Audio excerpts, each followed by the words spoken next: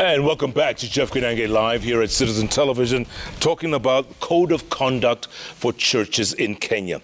This booklet released just today, literally hot off the press, talking about the Code of Conduct of Churches. And I've got great guests on the bench today discussing this. Bernice Gashego, let me start with you in this section and say, there are literally hundreds and hundreds of churches in Kenya. How do you enforce a code of conduct on all these churches? Well, thank you, Jeff. This code does not exist to enforce anything on all the churches. Like I said earlier, it's a voluntary code that a church can subscribe to and adopt as an addition or a supplement or an addendum to their existing constitution. The enforcement in the code is that it makes the church accountable to its members. And for instance, if it's an umbrella body, then that umbrella body holds the individual church to account. So this code does not exist and to be enforced on all the churches. It's for all the churches, all the umbrella bodies, all the church organizations that choose to subscribe to this code of governance. Yes. Father Joseph, do you agree? Well, yes, I do. That it is not mandatory to follow this code of conduct. But isn't that a problem? Because if it's not mandatory, some will just ignore you. Some will just ignore this code of conduct. At their own peril. Why? Because, again, we are trying to run away from the idea that government can come in and regulate the church. We would want to see ourselves putting in some kind of mechanism that help. Not that we do not have such. We've been, working in this field. We have had, some kind of ethics that have guided us as religious leaders and as churches. But this time we want to formalize our way of doing things. That is, we want to engage with each other so that we do not have, patches of ethics of conducts or codes of conducts that do not agree with each other. Yeah. Well, you may improve on what we have come up with. You may say, this one does not work with us, this one may not work, but at the beginning, at least we have something that we have formally agreed. This is what is going to guide us as churches. Yeah. Reverend Dr. Makanda, look, you served at the National Council of Churches of Kenya, right? NCCK. Mm-hmm. You served there. What does this say about the diversity of denominations? Jeff, one of the things you have to appreciate is that we have freedom of religion and belief in this country. To that extent, as it's provided for and enshrined in the Constitution, it's possible for you today, Jeff, to start Jeff Ministries International, go to the registrar of societies and be registered, get a constitution or get a lawyer or get the registrar's office to give you registration. And to that extent, we are seeking that in the coming days that it's going to be possible for us to separate registration and regulation of churches from the Societies Act to a different statute. And in that statute, we do hope that it will be possible for us to be able to say a code of conduct is included in that statute so that then it allows us, the religious people, to be able to be governed separate from what is existing today. Because what is existing today is an open book for all societies that are not regulated elsewhere. The football clubs have moved out, the matatus have moved out, one or two others have moved out, but we have remained there with chamas, with all other movements that exist. And so we are thinking that it is going to be possible for us to have a different legislation, an act of parliament that gives authority to religious institutions to self-regulate, the form of which Kenyans can participate because legislation in this country is open for public participation, but we do know what it is that we want. And so going forward, this might be a sample of what we will be proposing in that new legislation. We think that a time has come for religious institutions, churches, the mosques, the temples, and even ATR, the African traditional religion, to find a statute that guides their form of worship, their conduct, because the CID, the DCI, the police, and whoever seem unable. They seem to be handicapped when issues arise up, but yet we understand what is right and what is wrong. And so if we are given that mandate in a new statute, then it's going to be possible in the diversity of denominations. The National Council of Churches of Kenya has about 32 that are members. The Evangelical Alliance of Kenya has about 900 denominations. The OAIC, the Organization of Institutional Churches, I think has how many? Over 80. Over 80. And the registrar the other day told us there are 40,000 denominations registered in Kenya. In Kenya? In Kenya. 40,000? 40,000 religious institutions that are registered. So even if you tried to regulate 40,000, I mean, it's a Herculean task. Absolutely. Yes. Archbishop, let me ask you this. Speaking of, all these numbers, will this document apply the same way for Catholics and Anglicans as it would, let's say, Acorino and Legio Maria? It will not exactly apply the same way. Why? The Catholics, the Anglicans already have structures. Some of these other churches have no structures. And today, in the panel at All Saints Cathedral, we had, one apostle who said, we don't have those structures. So the way it applies to the Catholics and the Anglicans, or those established churches which already have constitutions, they have management structures, they have synods, they have standing committees, they have forms that, hold accountable the leader. Even the oathing system, when we take the oath of office, there are things the leader pronounces himself, that I will subscribe to this sentence when it is determined upon me, I will relinquish my position, and we have that set code of conduct with those structures are already existing. But what it does to the Catholics and the Anglicans is that, and more so to the rest, it has given us an opportunity to have created an expectation that as a church leader, these are the expectations across board. It has created an opportunity, a framework on which the public can see us and are able to pinpoint and say, if you go off this line, then you're off the cuff. Right. So that is what I see the code does to all of us. But it also gives us an opportunity as the mainland churches with structures already to go inside and look at some of the gaps, because you can find some gaps that may not exactly be in our already existing structures and regulations in our constitution, that this has given us an opportunity to pick 1 or 2, 3 things to tighten what we already have.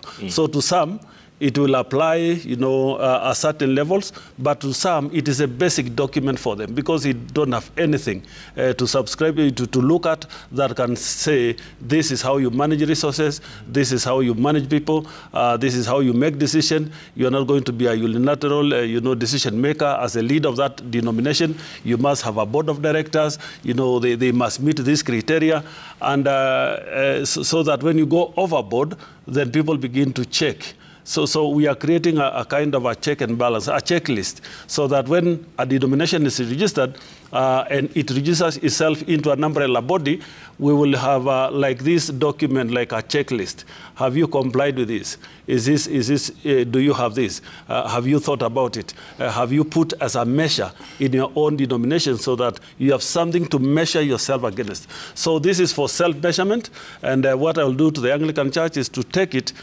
table it in a forthcoming synod, and say we have these guidelines and code of conduct.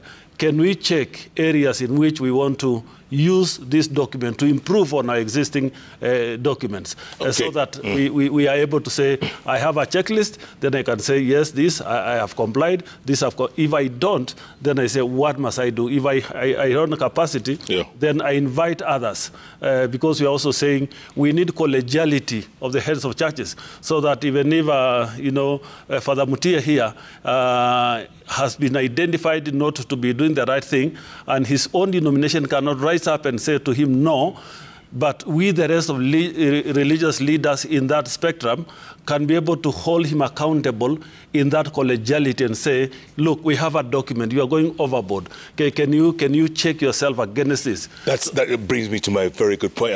I'm glad you mentioned that, because Bernice, and you're the legal mind amongst us, right? And forgive me if I play devil's advocate amongst all these religious people. No problem.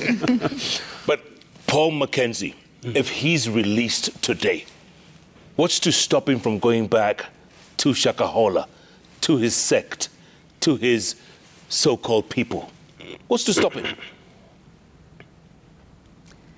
Well, I think that's a multi-pronged, we need to approach that question in a multi-pronged way. And let me start by saying we do have a penal code in our nation and criminal procedures. And so when any Kenyan commits a criminal offense, then the criminal justice system must step in, whether he's a church leader or a shoeshine or whomever. But let me just talk a little bit, Jeff, about the Societies Act. And because I was Registrar General for many years, I used to be the registrar of political parties, of trade unions, of football clubs. And during the dispensation of President Mwai Kibaki, the Minister for Justice then came up with the Political Parties Bill. And in those days, Jeff, political parties would jump over the gate in Sharia House. I would be smuggled out. I had to have security. They would riot. Yeah. But the minute we got the Political Parties Act, discipline came in. And I remember those days you could be in Ford Asili, Ford Kanu B, LDP, the same individual. But the Political Parties Act streamlined the political parties. I was Registrar of Trade Unions. Then we came up with the new labor laws. So again, those trade unions that would hound our office and would go in hiding were streamlined. Then the football clubs, Gor Mahia, AFC, they used to invade Sharia House. We came up with the Sports Act, and you don't hear about them. So for the churches, like was mentioned, it's time that we came up with and religious organizations for that matter, with a religious freedom bill, that because the Societies Act truly is inadequate to bring people to account, to hold these rogue pastors, if you want to call it that. So everyone recognizes, including the churches, including government, that the Societies Act is inadequate. What the code has done is to say that those good churches, and we're not talking about the Catholics or the Presbyterians or Anglicans, because even from a government perspective, these churches have very strong internal government. Today, with all due respect, I can't say to anyone, the bishop of the Anglican Church. The Kenyans know who are those bishops and how they got there. But from the independent, Pentecostal, charismatic, I can just stand up and say I'm Archbishop, and no one would query it because there isn't an accountable system. So what this code is doing for the charismatic Pentecostals, and this was the group that approached Hesabika, we're saying we're going to give you a standard, a minimum standard. And the beauty with standards, it forces everyone to look critically at themselves. They may not be there, but they now have a standard to arise to. So this is what the code has done. It's put a standard, and for those well-meaning churches who are saying, yes, we want to be accountable, we want to have a standing, we want to be able to speak to government and say we have a moral standing, this is a welcome document, and it's a standard. Reverend Dr. Makanda, does this, again, you think about the miracle, so-called miracle prophets and evangelists. Yes. And they call themselves that, by the way, prophets and evangelists. What happens to that? I mean, they will say, you know what, this document isn't worth the letters that it's written or the paper it's printed on. I think this document seeks to regulate the institution. The things that the institution ought to do: management, leadership, accountability. How do you order yourselves in terms of integrity?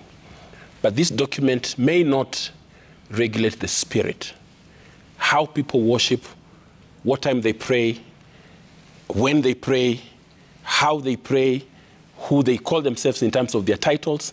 This document has not been prepared for that. We leave that to the sacred books, the Quran, the Bible. For the Christians, right, the scripture says, and God appointed some to be apostles, some to be prophets, evangelists, pastors, and teachers. And so there will be people who call themselves for whatever it is. We will let them within their institution. If you go to the institutions that are mature and they have been regulated enough, they have procedures of appointing an evangelist. Who is an evangelist? Most likely to be somebody who has done at least a minimum of TEE.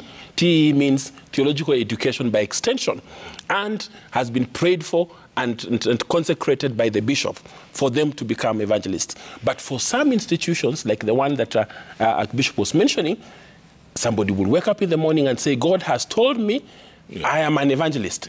I am a prophet. We have no way to verify, to either agree or deny. The only thing we will wait for is to see the fruit, because by their fruit you will know them. And so once we see, oh, this person is able to come and talk to Jeff, and you find Jeff has knelt down, has agreed, then you begin to say, most likely this person might be an evangelist. Right. And we will pursue them. But the worst case scenario is Shakahola. Yes, the worst case scenario is Shakahola. Yes. And for Shakahola, let me just disclose that our religious leaders in Kilifi confronted the Shakahola preacher. They told him this is wrong. They went to the extent of reporting to the police. They reported to the children's department in Kilifi and in Malindi. This man was apprehended in 2018, but after 2 days he was released. And when he is released, he comes back saying, you know, Nelson, you are the one who reported me. I mean, so the religious leaders in Malindi did their bit. But because they did not have teeth to bite, because of the weaknesses in law, as Bernice has said, then it was not going to be possible. Only the penal code and those that are adjudicate over the criminal justice were called in, and they were the only ones who could have helped us. But in terms of help, saying that Nelson Makanda, because he's the General Secretary of the Evangelical Alliance, stop this evangelist, or stop this prophet, stop this apostle, we do not have that mandate. But right now, it is possible for the political parties to be able to say, we are properly governed. Nobody can spring up if they have not gone through the ORPP office. Nobody today can actually come up and say, I have my own political party, and I have members, and the members are scattered all over the country. The vetting is thorough and is serious. I think we need a new law to be able to deal with those things. But in terms of what is spiritual, we will leave that to the designation of the religious books, for us, the Bible. So that then this denomination says we are governed by the scripture. And we have said in the guiding principles here that we subscribe to the Holy Scriptures, which is the Bible. And so if somebody then is teaching things that are outside the Bible, that denomination or that organization ought to be able to say it is wrong. The neighbors and the brothers and the mentors or the colleagues, the peers, ought to come up and say it is wrong. But the peers and the mentors ought to be given some certain authority to be able to say, we defrock you. In the Anglican Church, I think there's defrocking. They will say, you are no longer our priest. We have denounced you. And the public will know this man you are following has been rejected by their church. Yeah, but Reverend Doctor, just for the record, and I'm just putting it out there, somebody dropped the ball in Shakahola. Somebody dropped the ball. We all did. And Kenyans will quick to blame game. We all did, yes. Right? Everybody dropped the ball, and we're all accountable. Yes. All right. Bernice, Father, Reverend Doctor, Archbishop, we're going to take another break, come back and talk some more because it's very interesting stuff.